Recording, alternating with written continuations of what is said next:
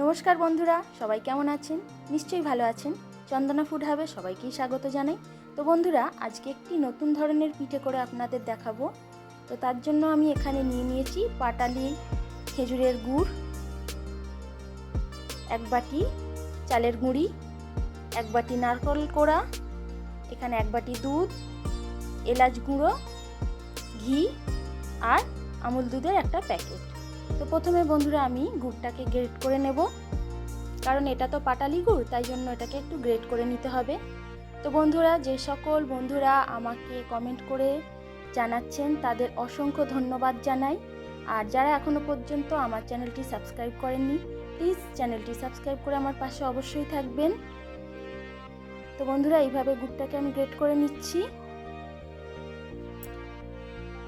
আর ভিডিওটা ভালো লাগলে অবশ্যই একটা লাইক আর কমেন্ট করে আমাকে জানাবেন। তো এখানে গুড়টা গ্রেট করা হয়ে গেছে।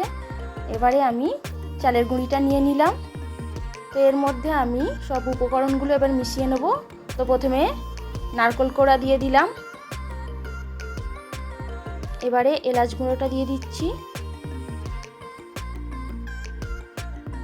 এবারে স্বাদ মতন একটু লবণ দিয়ে দিলাম। লবণটা দিলে যে কোনো মিষ্টি পিঠের কিন্তু ব্যালেন্সটা ঠিকঠাক থাকে। এবার আমি এক বাটি চালের গুঁড়ির জন্য এখানে হাফ বাটি গুড় নিয়ে নিলাম। এবারে এক চামচ ঘি দিয়ে দিলাম। এবারে সব উপকরণগুলো আমি ভালো করে হালকা হাতে মিশিয়ে নেব। এই পিঠেটা সত্যি খেতে খুবই টেস্টি হয়, খুবই ভালো লাগে।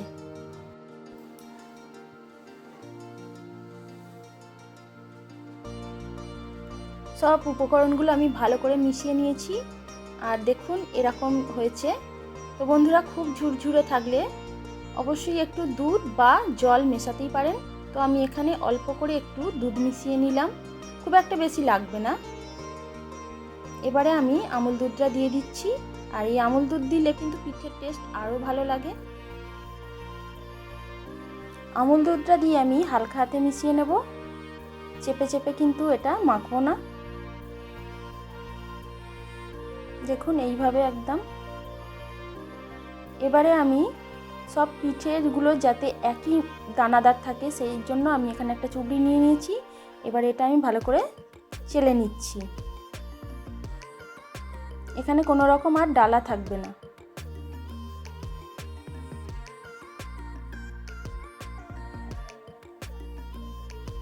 তো এখানে সবটাই আমি চেলে নিয়েছি।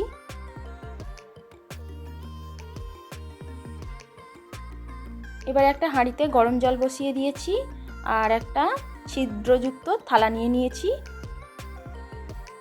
আর এর ওপরে একটা সুতির রুমাল দিয়ে দিলাম পিঠেগুলো ভাপানোর জন্য। তো এখানে আমি একটা ঢাকনা নিয়ে নিয়েছি, আর এই ঢাকনার ওপরে একটু ঘি লাগিয়ে নিচ্ছি। এখানে ঘি বা তেল আপনারা ব্যবহার করতে পারেন। ঘি বা তেলটা দিলে কি হয়, পিঠেগুলো কিন্তু ঢাকনার মধ্যে লেগে যাবে না। তো এখানে আমি সাজাবার জন্য একটু কাজু আর আমন্ড বাদাম কেটে নিয়েছি, এটা দিলে দেখতে খুব ভালো লাগে। তো এবারে পিঠের পুরগুলো আমি এইভাবে ঢাকনার মধ্যে চেপে চেপে দিয়ে একটা শেপ তৈরি করে নিচ্ছি। এটা খুব ভালোভাবে করতে হবে, না হলে কিন্তু পিঠেগুলো ভেঙে যেতে পারে।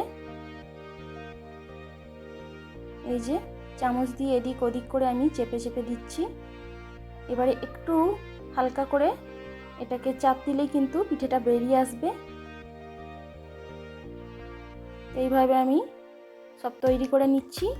তো এবারে গরম জলটা তো হয়েই গেছে, আমি পিঠেগুলো ভাপার মধ্যে বসিয়ে দিয়েছি।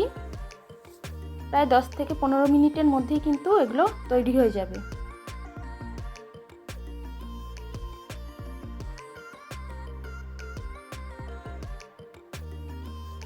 তো পিঠেগুলো খুব ভালোভাবেই সেদ্ধ হয়ে গেছে, কিন্তু গরম অবস্থায় নাবানো যাবে না। গরম অবস্থায় নাবালে কিন্তু এগুলো ভেঙে যেতে পারে, তাই আমি একটু হালকা ঠান্ডা করে নেব। তো তার জন্য আমি এখন এটা তুলে রেখে দিচ্ছি।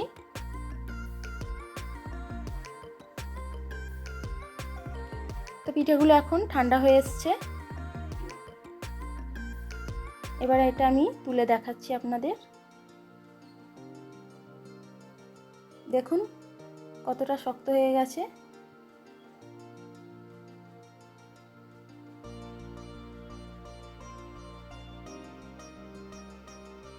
গরম অবস্থায় কিন্তু নাবালে এইভাবে কিন্তু উঠে আসবে না। তো বন্ধুরা, আজকের এই পিঠের রেসিপিটা কেমন লাগলো অবশ্যই আমাকে কমেন্ট করে জানাবেন। আর এই পিঠেটা কিন্তু স্টোর করে রাখা যায় 2-4 দিন, আর যখনই খাবেন তখনই কিন্তু গরম করে নেবেন। আর অসাধারণ লাগে, যেহেতু সমস্ত উপকরণ আছে তাই এই পিঠেটা তাড়াতাড়ি কিন্তু খারাপ হয় না। তো আজকের পিঠের রেসিপিটা যদি ভালো লাগে তাহলে প্লিজ আমার চ্যানেলটি লাইক, শেয়ার এবং সাবস্ক্রাইব করে আমার পাশে অবশ্যই থাকবেন। সবাই সুস্থ থাকুন, ভালো থাকুন। ধন্যবাদ বন্ধুরা।